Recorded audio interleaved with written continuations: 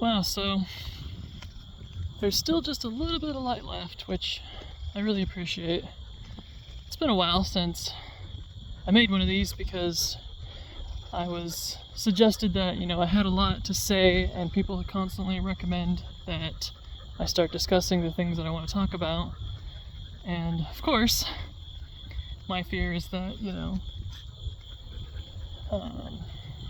people will actually listen to what I have to say and interact with it, and I'm kind of scared of that. But the latter happens, which is, the algorithm and YouTube, and basically, hey Nelly, what's going on? Basically, no one watches it and no one cares, and yeah, that's the truth of that, right? Sadly, I'm not a pretty girl, and I don't have a cult following of people who want to see me. Instead, I'm just your regular old person who just has a lot of life experience, kind of a jack of all trades, if you will, and the saying goes, it's better to be a jack of all trades than a master of none. Yeah, the real phrase, at least that's what I was told that goes. I'm looking back at my videos and I'm like, there's so much that I didn't discuss that I wanted to, that I want to talk about, and sometimes I wonder if I'm just ranting and it doesn't actually make any coherent sense, but I don't know. I got like 25 views on my little Nelly walk, so let's see if more people care to hear what it is that I have to ramble about. I was looking, I think I covered too much on narcissism, and I really need a break from it because there's so many examples of it in my life where I'm constantly having to deal with narcissists, and I just kind of realized that it just sucks up all of the air out of the room and makes it impossible to breathe around them sometimes, where you're so busy just taking care of their emotions and everything that it just gets to be overwhelming, and then you kind of just bottom out. I'm sure other people experience bottoming out, but in this case, definitely feels like I've just reached a completely overwhelming point where I just can't process anymore at this point. And as feared, I guess it's time to talk about the dreaded autistic burnout. I kind of look back on my life and I noticed that school was amazing for autistic people. You could totally burn out. You could have a full summer to refresh, and I know they're kind of doing away with the summer breaks, but I lived for summer breaks. I knew when summer break was coming, I was ready for it because I put so much into school and insisted on trying. I kind of think I tried my best in a lot of ways, but I look back and I can see that there's definitely some things that I did that were extremely autistic as far as social stuff goes. Sometimes I just did not want to interact with people, and school doesn't facilitate that very well, but at least there was those summer breaks, and which leads into trying to do college, which is impossible without a support group. If you don't have basically rich families that can send you away to school and you gotta do it on your own, then it's even harder. I will say it's probably impossible in this country. We're paying for school because that's just ridiculous. Other countries don't do that. This country is famous for putting people in debt. Sally Mae and all that. And there were several times where I almost went to culinary academy. Got through the whole process. I tested through a bunch of stuff. I took a lot of tests because there was a lot of different colleges I was interested in doing. So I remember I got really good at test taking. I took I think it was an SAT test taking course, and so I got really comfortable with test taking. Ended up doing that for the military, and I remember destroying that little ASVAT or whatever that measurable thing is. Slow down, baby girl. Slow down. And so I remember kind of I think my first burnout was, I guess, working at go figure, a McDonald's. Quickly became a manager so fast because I was the only person who wasn't stealing from the tills and could pass, of course, the drug test, because I was still a goody two-shoes then. And yeah, I think that was like just the bare minimum, you know, be 18, like show up to work, don't steal from the company, you know. It was really, the bar was really low, but I liked being a manager. I had no problem with you know, handling all of the paperwork and the computer stuff, the tech stuff. That was fun, and all of the money and the deposits and everything. And I had my first burnout where it drove me nuts, and it's weird because it didn't bother anyone else. Like, when somebody didn't follow the rules, it really irritated me, and it made me go, okay, well then why am I following the rules if nobody else is? I still to this day really hate unequal places, and just about every job I've been to, that happens, and it's always been a problem. It will always bother me. Come on, baby girl. And it's like, it starts with I got one person who can come to work in jeans and not in the designated pant color. I'm just like, why is this okay? And the bar is just so low, they're just like, you know what, we're just happy that they came into work. I'm just like, why? And it really made me just kind of start to have this horrible deep-seated regret. Maybe regret isn't the word I'm looking for. Maybe it's more of a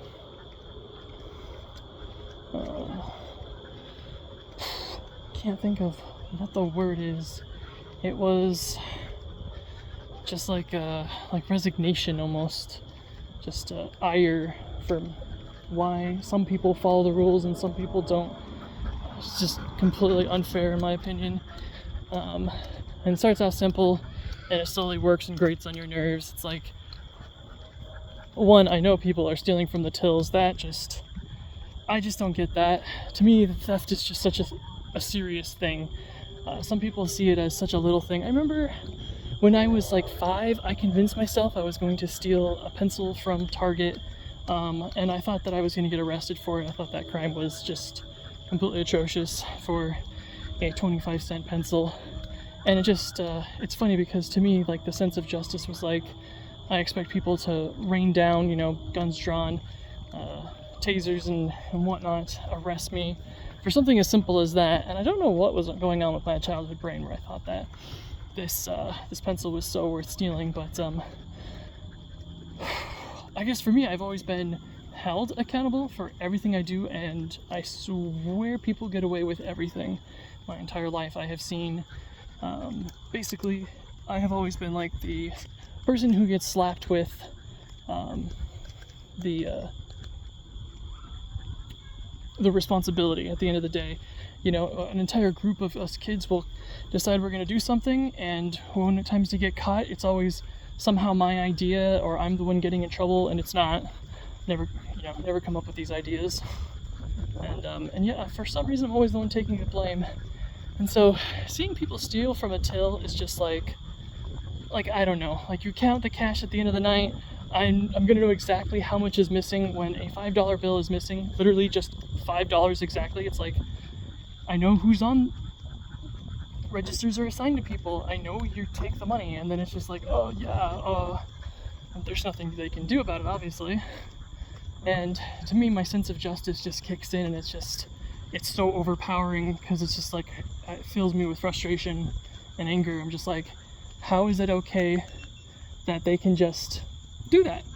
What goes through their mind where they think, I'm just gonna slip this dollar bill in my pocket? Really? Like, I don't know. This is, of course, a capitalist me who, you know, saw that it was, you know, a terrible, horrible wrong to steal from this corporation. Now I don't care, obviously. And so I would reach my first burnout from every night constantly figuring out ways to make the balance match. And I couldn't handle that. It was just aggravating to be the only one who would do the thing properly. And, you know, the amount of crap that I got for it, for wanting people to do that, was just like kind of astounding. You know, people were just like, you kind of take this job too seriously. I did not understand that at the time. It was just a manager position at McDonald's, a McManager.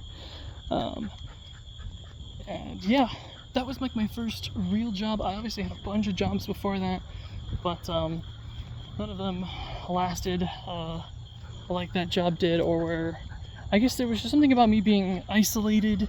It was me who got the job. It was me who went to the job. You know, there was no support or anything, so this job felt very much an adult version of me, whereas before, you know, getting rides to work or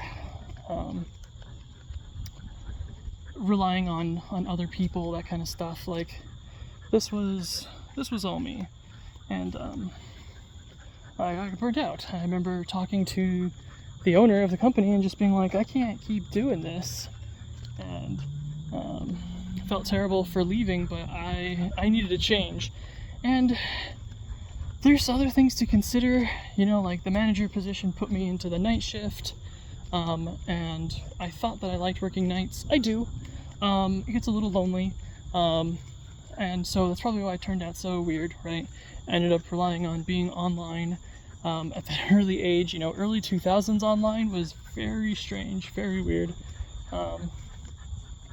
Making friends online on the night shift was interesting, and it really held still a part of my heart and my life when I think about just like those people that I met, whether it was playing those online games or on forums or whatever it was I was doing. And I tried to make IRL friends, and that was for some reason very difficult. And there's other things that kind of build up to it. I had disengaged, so that was rough on me. I didn't want to be in that relationship anymore, and I don't know why I didn't want to be in that relationship more. I was just young and scared. I look back and I think, damn, that was that relationship, like that person did no wrong to me, and I was yet I was running away from, you know, responsibility or everything. I just up and left everything. My whole life changed, you know. I was moving constantly. That was rough. Completing, you know, high school, all that. Everything of it was rushed. Getting engaged right out of high school was kind of ridiculous. Even her parents were like, yeah, we approve of this, but yeah, because I asked permission. But, you know, they were like, don't you want to wait, or are you sure? Like, and she was a perfect angel and put up with all of my terrible atrocities. I can't believe somebody would put up with me like that.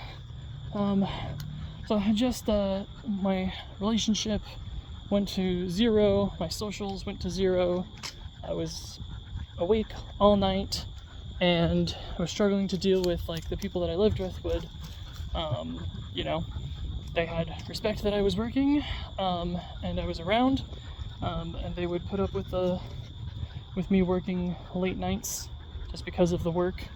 And other people were really impressed that I was a manager at such a young age. I don't know why.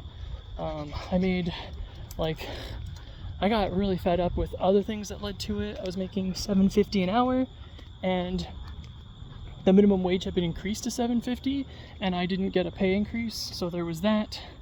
So I was really upset about that. I think the minimum wage was like $5, something like that. It was, those were different times. Early 2000s were weird. And, so, that's the problem with, taking Nelly for a walk. Gonna have, ow, I got something in my foot. Here. Stop. Halt. Halt. Heel. Heel. Sit. Sit. Thank you. Stay. Stay. Got something in my foot. Ugh. Ooh, good girl. Good girl. All right, forward. Good girl. And, yeah, sorry about that. And so, yeah, it leaves me wondering, all these things were building up for the change. There was the lack of representation as far as pay goes. There was You know, my socials and my romance were zero. Yeah, I was pretty much teaching myself to drive. That was the worst.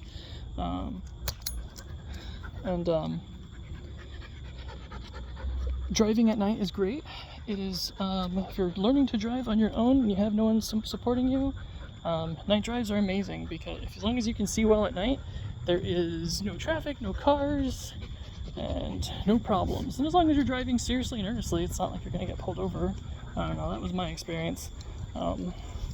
My god sister was taking me to parking lots that were now empty, and I was practicing in there, and taking me down to like reservations or casinos or wherever, you know, out of those. She attracts such a good attention, but she's so good. She doesn't like bark back. She's just like, I don't know. She's a strong, proud dog. She knows who she is, huh? Huh, baby girl. Yes. And so, ooh, slow down. Slow, don't pull. Good, keep going. And so, all of this was leading up to these problems, and that's where we have the first burnout, I think. Looking back, I didn't realize how it was to feel that way, to be completely burnt out. But I needed a new change, and so I instantly found something else. I remember not even applying to anywhere else when I quit. I was just like, yeah, no. And I was really lucky to have such, you know, minuscule finances at the time. I had paid off my POS Honda. It was rather expensive, and you know, I had money for rent, and I had my computer, and I told myself, you know what, if I am going to change my life, then I need to get off this game, World of Warcraft.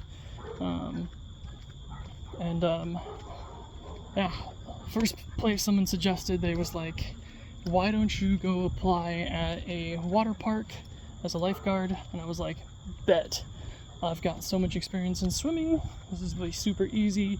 Show up, swim out, start learning everything I need to know, and I love it. I had taken a CNA course because I wanted to go to college, and so like lifeguard was perfect because it was that hands-on medical stuff, you know, like straight up bandaging random injuries that are gonna happen, CPR all day long, you know. We did 2 CPR sessions every day, you know, like they were really strict about being on target with that, and I loved the discipline. It almost had a bit of a military discipline to it, foreshadowing, and for me, and it was like, I liked everything they had to offer, but there was kind of something wrong. I was getting old, and these people were young, and it was paying the minimum wage, so it was the same of what I was making as a manager, but now I'm just a lifeguard, so my responsibilities disappeared, and suddenly I had a social life, because how training programs go are amazing for me, because I can digest material so easily as an autistic person. If I read something like once, I pretty much have that information down. I notice other people really struggle with that, so they give me a packet of information, a manual or whatever, or I take notes in class, then like, yeah, I'm gonna have it. Once I think it's called like lithographic memory, like once I write it down, like I swear my brain just can see where I wrote it down, know where it is, and I can pretty much almost always remember it. I still remember a lot of the stuff that I wrote from I remember like assignments I wrote back in kindergarten. Slow down, Nelly. Slow down, girl. Come here. Come to heel. Heel. Good girl. All right, let's cross. And so I finally have, I'm awake during daylight hours, so I was so light, and so it was time for me to burn. And that was my first burnout, right? It was leaving my manager position to make a D's, and so then I go into work at the water park, and I worked 2 summers there, or 3, I can't even remember now. Wow, so much for having good memory, right? But yeah, I absolutely loved working there, because I was finally awake during the day, and I was making friends. I was making friends left and right. And obviously, I was going through a lot with, at that time, religion, so I was going through my deconstruction. And that's always difficult to deal with, but I would meet, I'd meet gay people, and back then, they were not liked, they were not treated equally still, and so, for me, just being open-minded and cool, my, god sister was pretty much openly gay, or the whole family knew she were, before she knew, like, you like shooting guns from horses, and you don't like makeup, in karate, I mean, we knew, we knew before she knew. She didn't really have to come out, and every person she did come out to was like, yeah, I kind of figured. And it's really sad that it was, like that back in that time, but I'm glad that I had her in my life so much, because for me, it made me much more progressive, because I couldn't just hide behind this fear, the phobia. Back then, oh my god, the fear and phobia of the gay was just like, people acted like you could literally catch the gay. And it's really important, hey, it's Pride Month, to remember this, that like people thought you could catch gay. That is how they acted, and gay was a pejorative for everything. That means just like a swear word or a bad word, and you still kind of see some of the people use it to this day, people be like, gay, and it's just like, ew, gross. Please grow up, thinking that, just, gay was just an insult. I don't want to do it, that's gay. Or I hate this is gay. People just didn't even, it was just so normalized in society, and so I was very much a counterculture, and it was helping me deconstruct, because I was questioning, why I have these gay people in my life, and they're amazing. They are, human beings, and I don't know why it was so hard for other people to see that. So I did catch a lot of flack for hanging out with the gays, and I never really cared. It was always just like that's your guys' problem. Like, it's like, what are you stopping for? 60-pound dog stops in the middle in front of me, just like a giant hurdle. Oh jeez, she's having a blast. I love these night walks because she just, it's way too hot, and she's enjoying the temperature much better, I'd say. And I'm not getting roasted. So yeah, I go out, I start partying, I start meeting people. It's the college era of my life that I wanted so bad, and newsflash, can't afford college, which probably leads to my next kind of major breakdown in my life. I was chasing this girl who, met at a Rocky Horror Picture Show to go do a shadow cast, and our relationship was off to a great start. It started off as a foursome, and basically just rebellious kids who wanted to do everything under the sun that they're not supposed to, and that's pretty much what led me down to my downfall. Ultimately, chasing this girl led me to kind of getting kicked out of my godparents' house. They were, I guess, concerned for me, or didn't like who I was dating, and it was time for me to move in with them anyways, so I did, and that was rushing things, and no matter how long that relationship lasted for, it felt like it was about a year, or over a year. It was about maybe 2 years, and the relationship was constantly falling apart. I think she cheated on me with more people than I've dated to this day, and I don't know why I put up with it. I think she had a friend who registered themselves as an addict, and I think based on the company that she kept, she should have done the same thing. Because there was a lot of red flags there that I just overlooked, did not see, and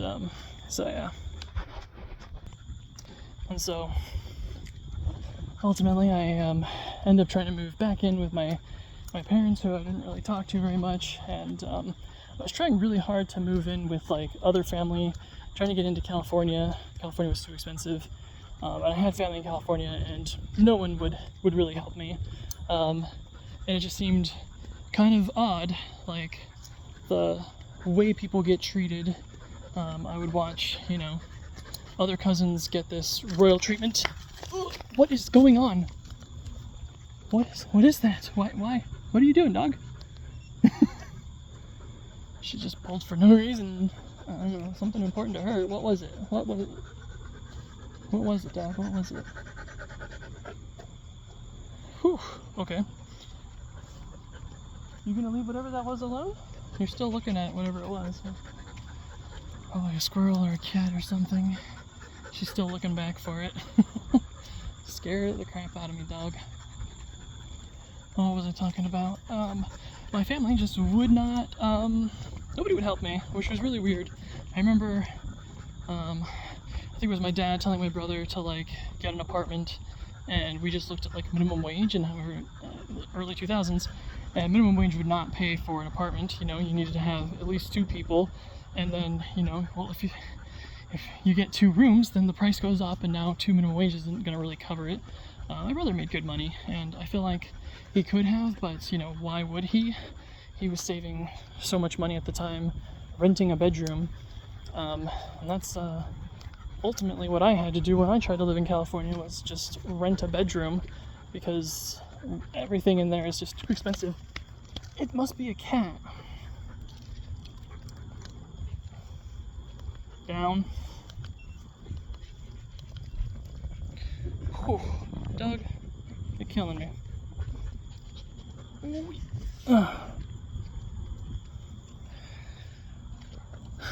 She pulled so hard, she pulled the bags out of my pocket. The pooper bags. That's not okay. No. You like breaking my arm? No. Chill, dog, chill.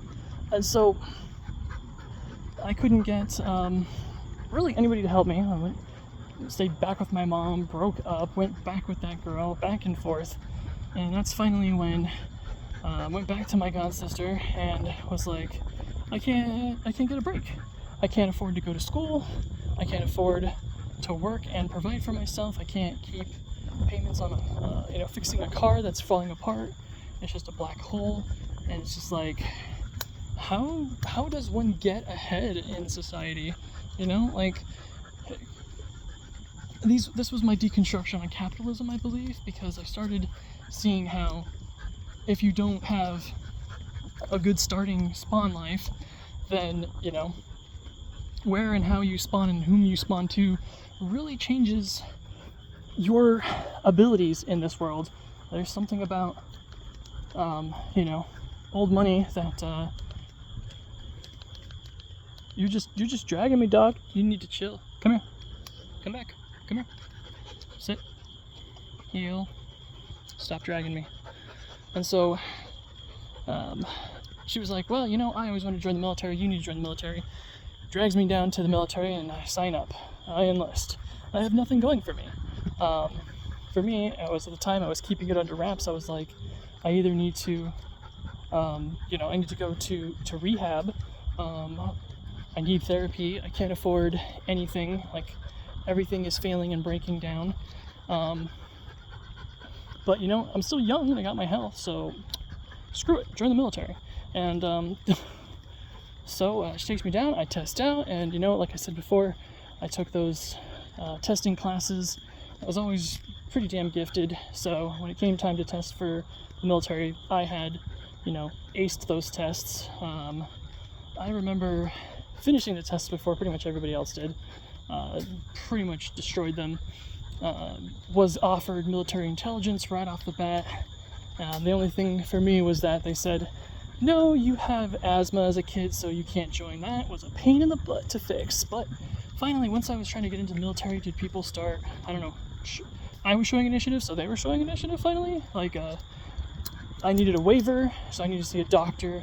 My mom flew me to Texas and had me go see one of the doctors, and the friend or whatever that owed her a favor, so he saw me clinically, gave me the paperwork needed to get a profile so I could finally join the military. And they tried giving away my spot, which really upset me. I went through all of that. I went through like background checks and all kinds of stuff for it. I had to get like my birth certificate and social security card because I didn't have those. They put up with so much stuff to get me everywhere that I needed to be. And I came back with the profile and they're like, yeah, well, your spot is filled and, you know, someone else took that spot and it shipped. So the spot's not available. But, you know, how about military police? And I was like, no, not really. You know, you guys promised me this huge sign-on bonus. I'll go next door, literally, because, you know, the Marine, the Navy, the Air Force, all of them are literally in the same, you know, rec building or whatever. Slow down, Nelly, slow down. And so I'm just like, yeah, I'm just gonna walk. Like, and guys like, whoa, I'll give you the same sign-on bonus for Intel that we offered you if you take this MP spot. So there's that. So they got me. And I know what you're gonna say, the recruiters lie. Okay, he lied about a lot of things, but the amount of money actually happened, I was a little perturbed by the way it happened, because I think it was 24 or 28,000, something like that. It was a big sign-on bonus, just under 30, I remember. And they gave it to me in $7,000 installments for like 4 years. And I was kind of miffed about that because I thought I was getting all of that money and I thought I was gonna like put a down payment on a house or something. No. And you know, there was some of it I don't regret, you know, joining USAA, the whole, that scared me too, dog. Some bugs went snack, crackle, and pop in those little light thingies. She stopped and looked at it. And so, you know, I finally joined the military and, my life is looking up. That big chunk right there, a lot of things changed for me. The military chewed me up and spit me out, and I didn't know what I was doing, and that structure that I liked so much was just gone, and I really hated it because I thought I was signing up for something real, and I thought I was going to do something, and no, lo and behold, I ended up in the reserves somehow, in a unit that was never going to deploy, from what I had been told initially, and I was like, I needed out of this. It was horrible and depressing, and they were just like, isn't this what you signed up for? And I'm like, no, this is not what I signed up for. I wanted to do stuff. I wanted to go places. So I was not making enough money now because reserve doesn't pay anything, pays jack, and so I'm back to square one. They promised, you know, they would get me a police job, and they didn't. You know, they said they would get me interviews or help me into the academies. They did none of that, and that's where the recruiters really get you. And I remember the big paperwork, like showing like all the different major departments in my, you know, my cities and stuff like that, and like how, you know, easy it was, and they were going to take, you know, veterans into these jobs. You're pulling too hard, baby. Slow down. And yeah, didn't do any of that. So, you know, I'm back to square one. I'm working a fish and chip shop, and going crazy. I'm not making enough money. I want to go to college, and they try to convince me to go. So I'm trying to do this balance, and I think I talked about this before, so I'll gloss over it. You know, it's kind of impossible to manage staying fit, physically fit for the military, because every month, you know, they're going to probably PT test you. They do it every 6 months guaranteed or more. And so you have to maintain that. And you have to make enough money, so you have to work another job, to afford rent. And then somehow you have to be able to do school at the same time. And the military makes it easy by paying you a kicker, and they pay for all your classes. I have no debt from going to school, and that's great and all. But it was like there's only so much space and too many blocks to fit in there, and it was constantly being a problem. It was like my grades were slipping, so I would start focusing more on my classes, and then I wasn't working as much, and then I would be behind on finances, so I would pick up more shifts, and then I would fall behind on sleep, and I would fall behind on exercise, and so then my PT scores would go down. And then if my PT scores down, they'd be like, well, then if you're not passing, then we're not going to pay for your school, you need to get passing. And so I would start exercising, and then my grades would go down, and it was just moving around in a circle until eventually I was like, I can't do this.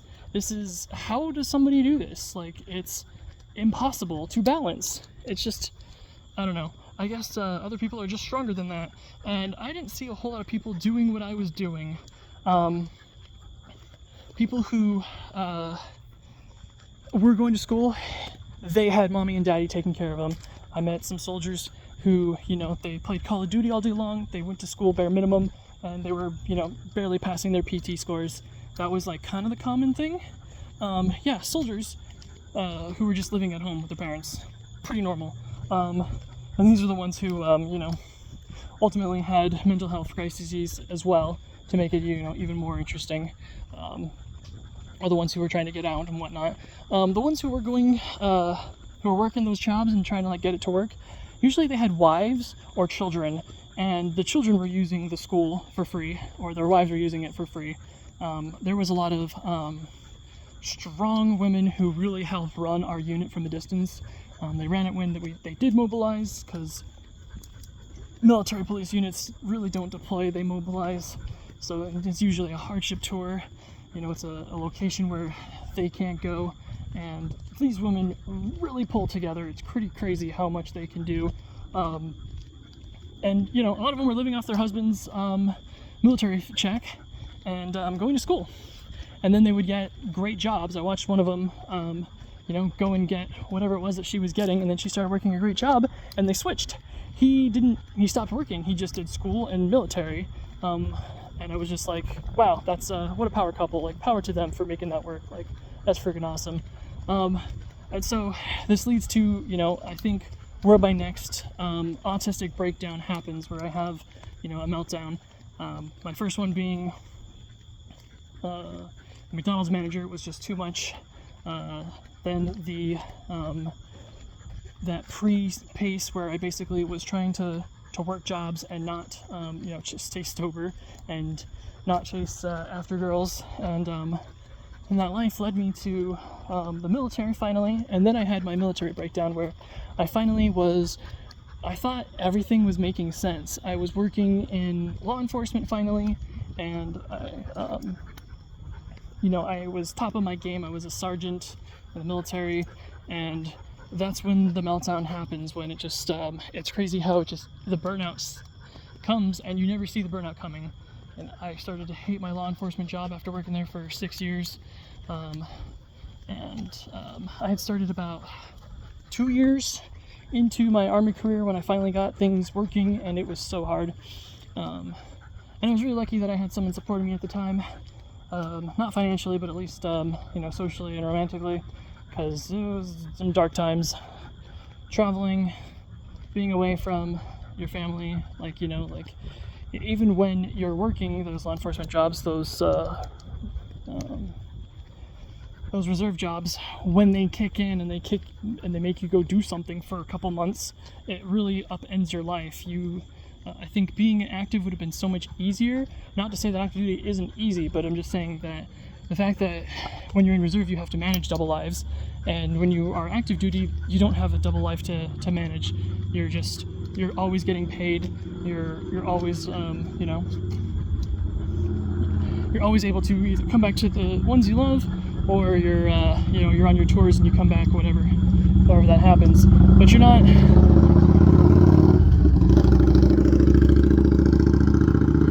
forced to live double life, where you have to have a job on the side, and it has to be like a real vocation, because when I was working minimum wage, you know, like flipping burgers or tortillas, that doesn't pay enough to make rent.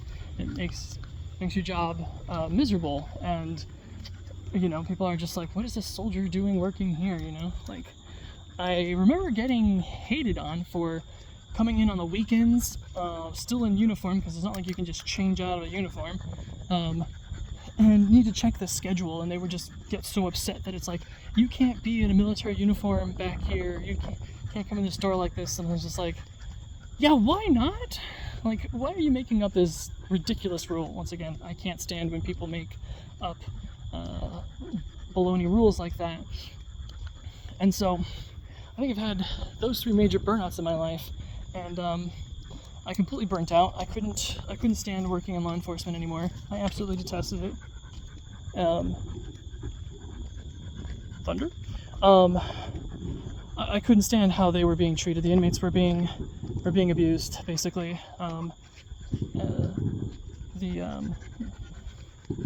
That's not thunder, that's fireworks. And there was nothing I could do about it, no matter how much I blew whistles. No matter, you know, what I tried to do to like fix things or make things better, it didn't seem to work. And I was trying to believe in the system.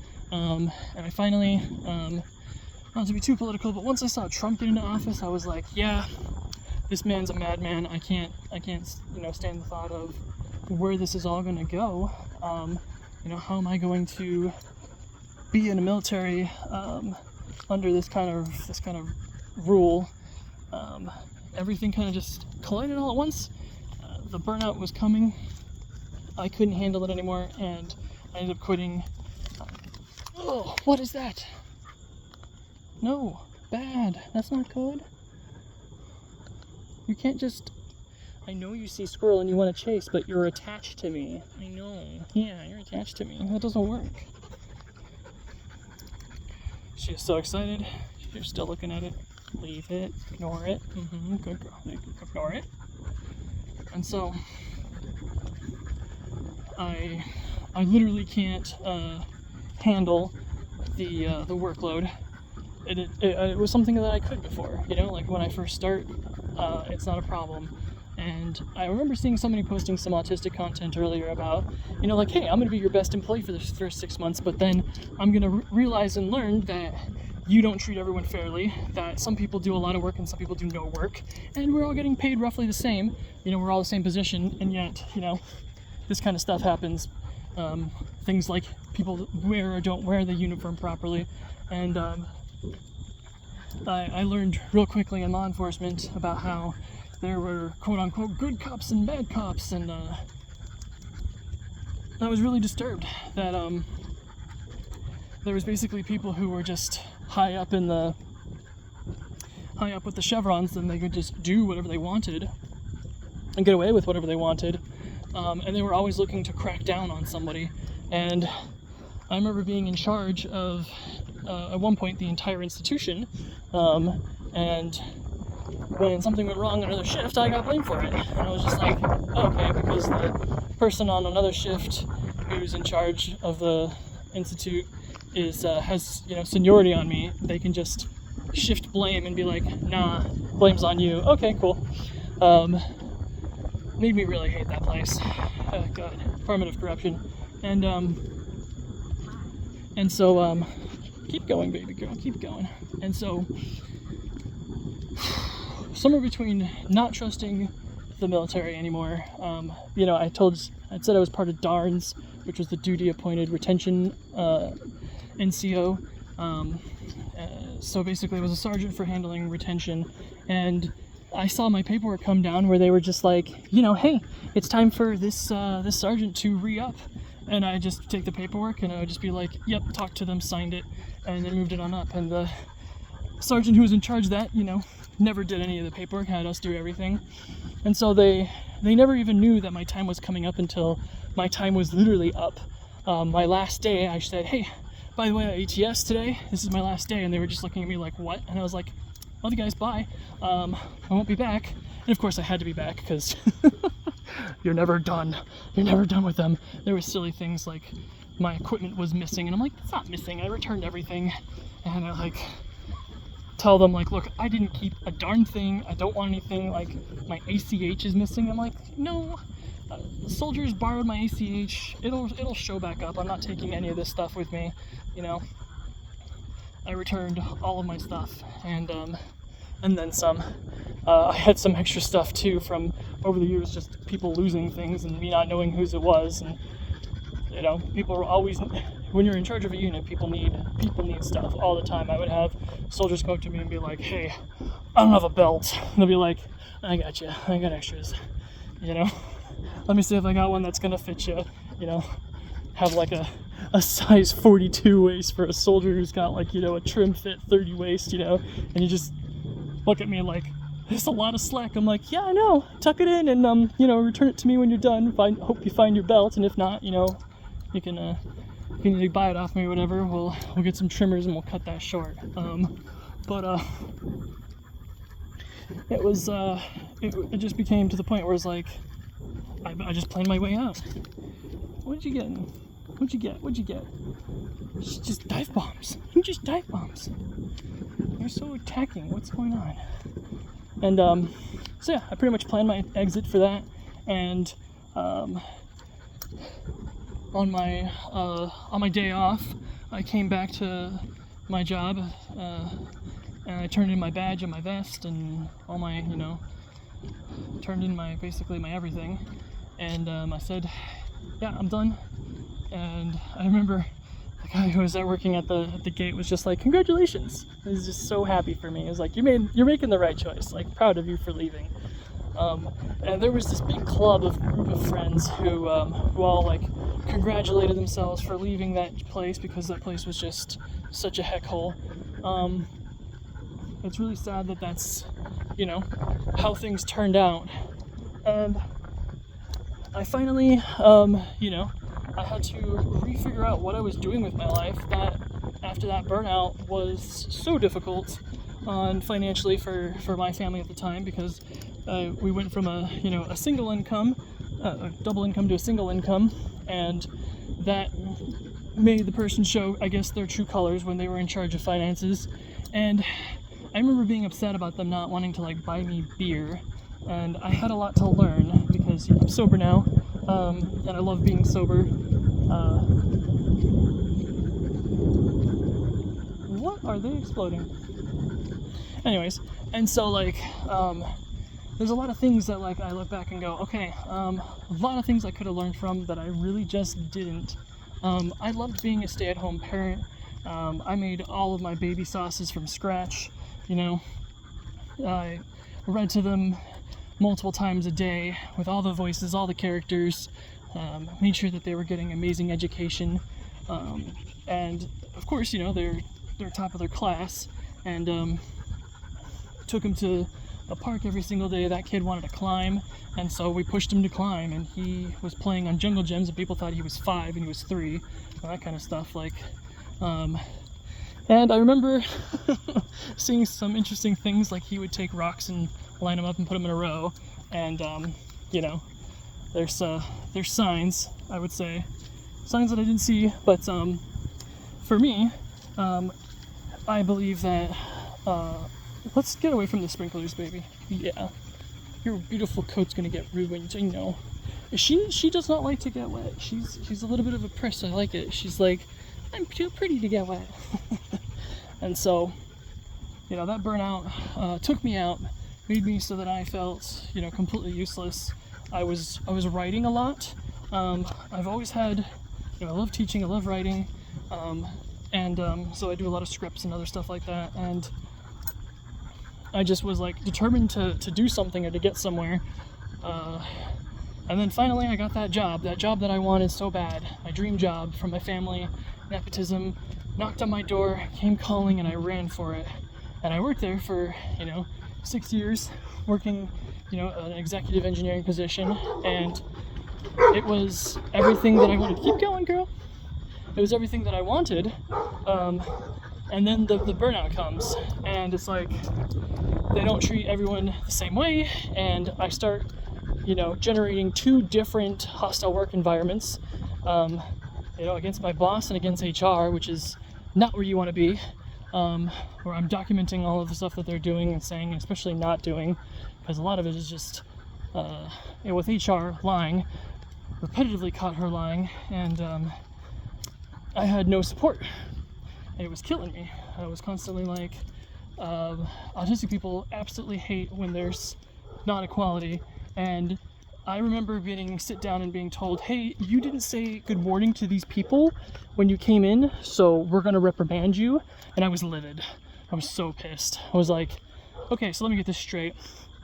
I'm being reprimanded for not having a bubbly, positive attitude. Okay, all right, I'm gonna take this one on the chin, and I'm gonna be like, okay, I've wanted direction all this time. I wanted, feedback all this time, and I was never getting it. I was just left to fix things on my own all the time. I was always told to just figure it out, and figure it out I would do. And so I remember being really upset that I was told that I wasn't being charismatic enough or bubbly enough, and it's like, that's just not true. It's just not true. I am always bubbly and charismatic, and you know, I had one of my coworkers tell me that he's like, you know, I think the bubbly charisma stuff is all fake. It's all just caffeine based. And I was like, oh, really interesting. He's like, yeah, if you weren't, you know, jonesing on caffeine, you know, you wouldn't have all this energy. It wouldn't be all this, you know, hype and bubbly. I'm like, okay, bet.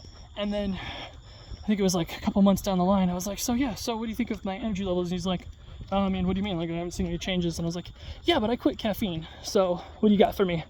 And he was like, what? I'm like, yeah, I know. You said that my personality was not authentic and it was all just the caffeine, so I quit caffeine. How do you like me now? Yeah. And quitting caffeine, best thing I ever did, because oh man, I was addicted to the monster. You know, having a cup of corporate coffee and then a monster and then, you know, having another monster. But at least I got my vitamin B12, you know? Never ran out of cyanocobalamin. Don't ever say that I'm lacking nutritionally in that B12 department, right? And so, I made a bunch of changes. You cannot pull me like that. No, that is not okay. Not okay. She's a 50-pound dog. She's got a lot of force.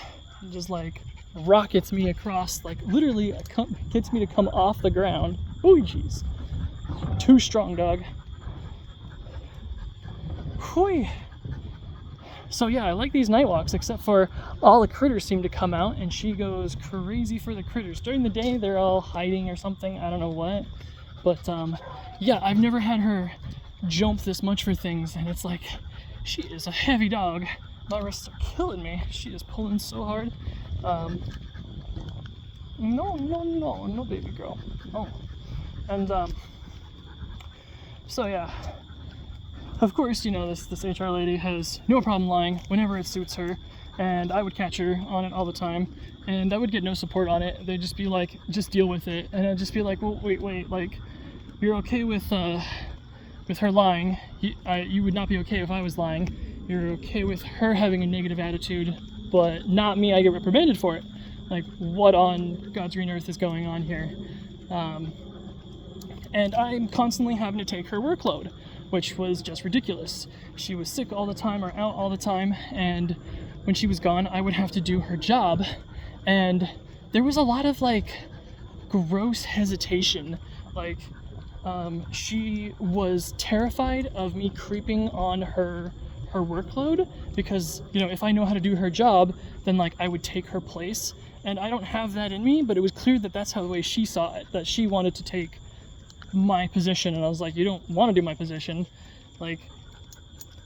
And a lot of it was simply she just was not capable of handling. One of the top customers was a complete man-child, you know, threw a horrible tantrum. He used a lot of profanity in his emails, not professional in the slightest, and a lot of it was extremely inappropriate profanity, racial slurs, just everything under the, you know, man was a tyrant. And she would just break down and cry when he talked to her like that, and he would just absolutely love talking to her like this. And my boss was just happy to keep this customer. I don't know, customer keeps the lights on. I wouldn't tolerate that kind of stuff with him, and that guy, you know, usually very well respected with that guy. I turned everything around with that guy when I first started. This guy would just call up everybody who would answer the phone and start yelling at them and screaming, try to break you down into tears or whatever. And I'm like, well, I don't know about y'all, but I'm from the military and working law enforcement. I've been threatened with my life. Like, this guy's not scary to me, you know? And like, he would yell at me, and I'd be like, okay, well, you know, we'll see what we can do. Like, you know, and get really angry. You'll see what you can do. And I'm like, yeah, like, this is, you know, this is usually the first time you're bringing this problem up, but, you know, if it's a repeat problem, I'll be like, you know, I'll just be honest with the guy and be like, this is the second time you brought it up, or this is a repeat problem. Let's analyze and see if I can't fix this. And I usually could. And it's probably why I was, bumped up into this manager position in the first place.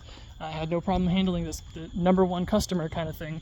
And he stopped being the number one customer. And I guess once he stopped being the number one customer, I stopped being the number one person that they would rely on, And still had him to the day they let me go. And I reached that point of a burnout where it was just like, okay, what is the point anymore?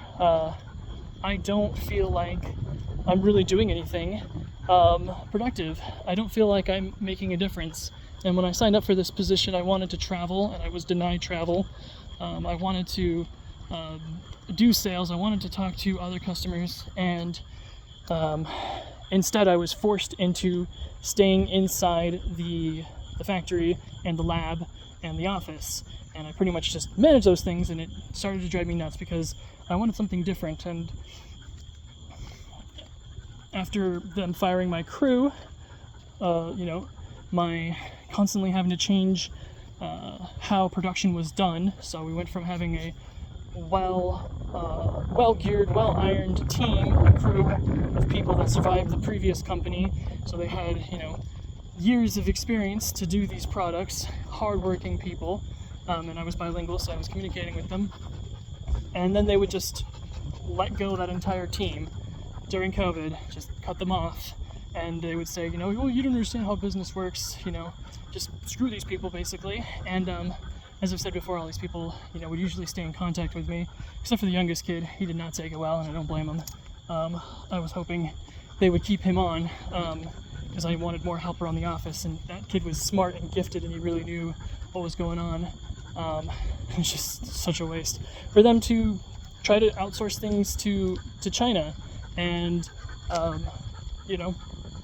then instead of sending me to China to fix the problems that they were having, because none of the products came proper, none of the products were done right, and it was huge mass shipments done wrong. So then we would need huge mass shipments fixed on site, and I was just baffled at how they could get rid of everything, outsource it to another country, and then there's still problems. They still won't send me to fix it.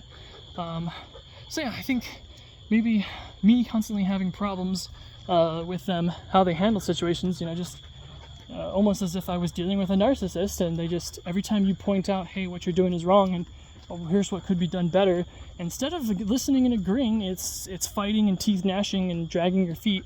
And then the worst part is doing what I suggested a couple months down the line and acting it like it was their idea. And I would call this out a few times to, apparently my immaturity of calling this out, because I pointed out to other coworkers and they're like, oh yeah, you totally did say this. And I'd be like, I wrote it down in this meeting, it's on this date, here's the date that it happened, this is when I suggested it. So yeah, burnout.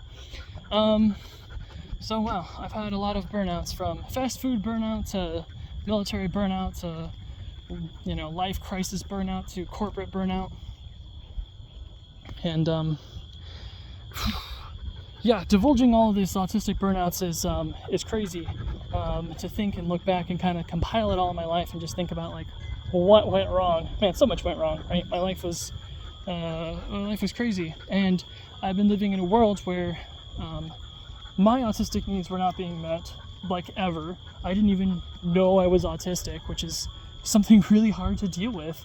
There was a lot of times where the things were overwhelming and it was too much for me, and instead of people acknowledging that, it's grow up, be a man, toughen up, soldier. I remember saying that I had blocked out a lot of what happened in basic training, and the sergeant was just like, yeah, that's not good, you need to go back to basic or something if you don't remember these things that happen. And it's like, yeah, I remember the training. I just don't remember when I was overstimulated or overwhelmed. I remember doing anything I could to keep my sanity, and it was a lot, because they would, they were constantly trying to break you down. The building up didn't happen until the first third of the way was done, and yeah. Some of the things I look back and I think autistic people should should or should not join the military. I don't think autistic people should join the military. I don't think anyone should join the military, especially not the American military at this point.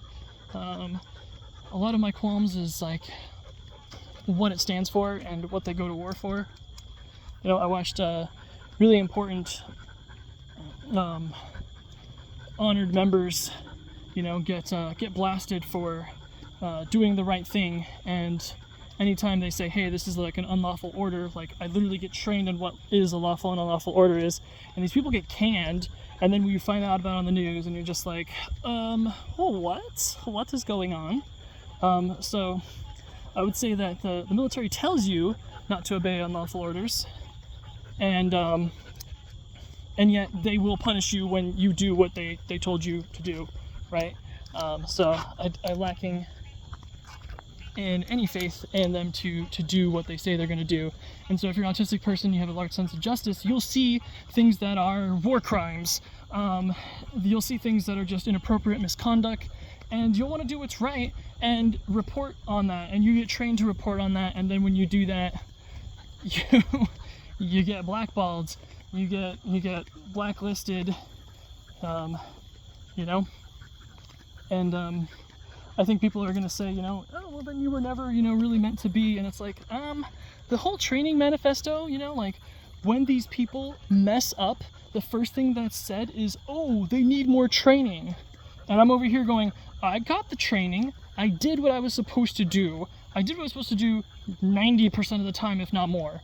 And when I didn't do what I was supposed to do, I would usually either like document it or basically wrap myself out. I would say, hey, I wasn't able to get this done. Sometimes, you know, I gotta make an excuse or what. I gotta make an explanation or whatever. But, you know, when I couldn't get my job done, I was always the first person to be like, yo, I get paid to do this. Like, I am going to be a professional. If I can't get the job done, I'm going to let everybody know, hey, couldn't get this done. It needs to be noted. Like, it needs to be said. And when we had, you know, scary incidents where we had riots, which are going to give you PTSD still to this day, when you have people, you know, trying to stab you, when you have people trying to shoot you, it's gonna mess with you, and you're not always gonna do exactly what you're supposed to. And the military plans for this and tells you, you know, like, you know, a plan never survives contact. It's like the first thing they teach you is, we teach you these plans because we hope that you'll have some muscle memory and you'll at least be able to survive. And I have to deal with soldiers who say things like, you know, he got tried for basically excessive force, shot a dude 45 times. The guy stabbed him first, and then he unloaded, reloaded, unloaded, reloaded, and unloaded 45 rounds. That was excessive, and I felt like, how would a normal person react in that situation? And I guess autistic people can really empathize, because I was like, I don't know if I know like what the right thing to do in that situation is. Like, he was taught to, when his gun stops firing, was to reload and continue firing. We're all trained in that sports, and so I was actually really upset that this kind of thing happened. I went before a shot board where I used the minimum amount of force necessary, you know, center mass, and I remember the horrible guilt that I felt. It replays in my mind still to this day, where I think about that, you know, that mix of things that happened, and, you know, having your weapon taken away, the shame of having your weapon taken away, going before a shot board and having to defend yourself as to why you did what you did. And I don't think I ever came out of those judgments unscathed. I don't think that I ever came out unscathed. I think I was always really messed up by those things that, like, to me, I did exactly what I had to do in that situation, and I look back and say I probably would do the exact same thing given the option, because that's, you know, in the moment I reverted back to my training. I did usually exactly what I was supposed to do, and it doesn't mean that things are going to turn out right. And so, should you join law enforcement or military? No, I really don't think so, because they won't stand and defend you when stuff does go wrong. It's like, they will attack you if you try to make things better, or to call out when someone is doing things deliberately wrong. when people make mistakes, they will ambush you and, strategically knife you in the back. Oh, good girl. We're doing a little bit better now. And, oh wow, this thing's gone on way too long. Can't imagine anybody who's going to want to listen to this. If you're still with me, give me a comment. Tell me that you survived my ridiculous rant nonstop, hour-long regurgitation of experiences firsthand with autistic burnout. I keep wanting to talk about these things, but I feel like I need to lay down the groundwork for these burnouts. I give you a lot of information about what leads up to the burnout and the complications of it. And I think having a burnout every 7 years of my life is about average, and it seems kind of scary that this happens to me. I just recently had the latest burnout, leaving my executive position and feeling the weight of just living off of my measly savings and the support of family is terrifying.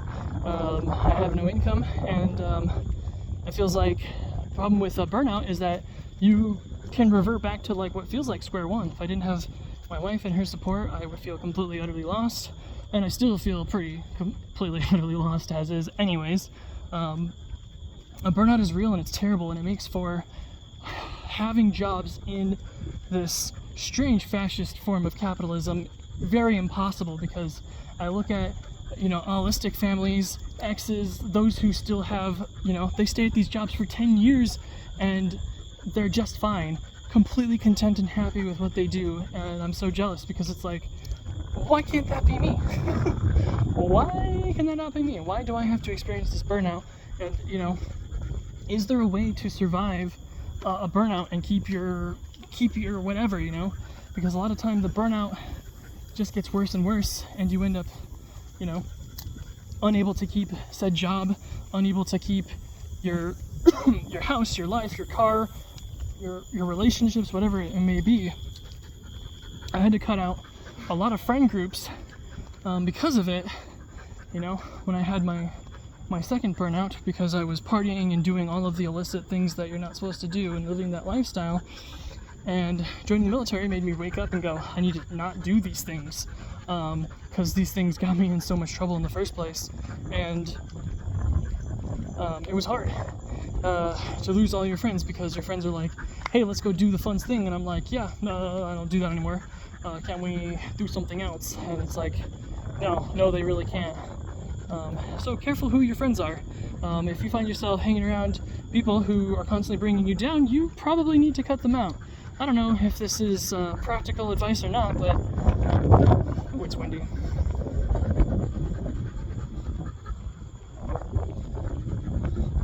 That is some serious wind. I doubt that anything I say is going to get picked up during this wind, but just in case. It makes me think of some of the good advice that I got from the Bible, that 1 Corinthians stuff, where this, do not be misled, bad company corrupts good behavior. They always have some good little nuggets of truth in there somewhere here and there, where the information really makes you think, like, if you're hanging around a group of people and they're toaster heads, then you're going to constantly be thinking that toaster is good. And if you're around people who don't align with your principles, your moral compass, your whatever, then you're going to constantly be at war with yourself, wondering, why you feel this way. And those kind of people will always try to dig their claws into you and get you to come back and join them again. And you have to be the mature person and cut it off. It hurt me when I had to cut off those friends. Ooh, so windy.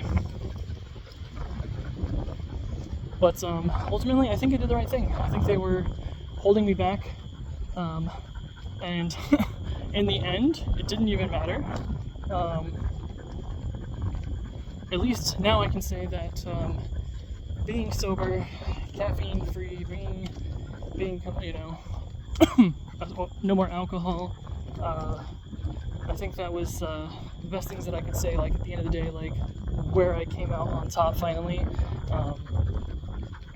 When I have these burnouts, I think they're a little bit less I think alcohol is something extremely dangerous for autistic people, because I think it's what helped me mask my autism for so long, because I could just drink and go to a social function and I could seem and appear to be completely normal, and I probably seem completely and purely normal, and you're just hearing at this point examples of a life I lived where I describe my autism, and you're just like, yeah, but you don't seem autistic. Like, oh, thanks.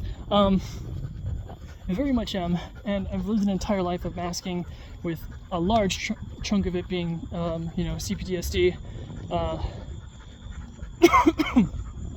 and for me, having all of these processing things, it's basically just been like so much better once that mask was kind of revealed. It was like revealed to me, was when I realized, okay, it's completely normal, and I fall into the quote-unquote green autism. I love my green autism. I guess I'll have to go more into that. But yeah, all this time I've had this terrible sense of social justice in the world, and I wanted to do what was right, and I never felt that people were doing what was right. And I always wanted to do something different and make the world and people a better place, and I feel like I've done a terrible job at it, but I have tried, and there were some people's lives I know that I made an impact on, that I helped make a difference in, and I guess that's all I get to say that I have. Sometimes when I look back, it's like, okay, well, at least in some of these jobs I actually did something good. I hope. Get some real imposter syndrome a lot of the times, especially right now with where I am. To have experienced so many different things and been so many different places, and it's all just for what? I don't know. But yeah, being autistic is it's not fun. I don't recommend it for anybody, and it's not like something you can really choose. It's very clearly genetics. I see it so much in the family members who got called, having, back in the day when it was okay to call somebody an Asperger's, absent-minded professor, or whatever you want to call it at the time. And yeah, it's so very obvious in, how my taste pleasure works, my comfort foods, the way I walk, the way I process things, how my emotions work, and having that understanding has, I think, really helped me curve the burnout, reduce the burnout, if you will. I don't know. Hopefully. Maybe you decide. Let me know what you think. And thanks for walking with me and Nellie. Maybe I'll see you around again. Leave a comment. Let me know. Alright, ciao. Buonasera.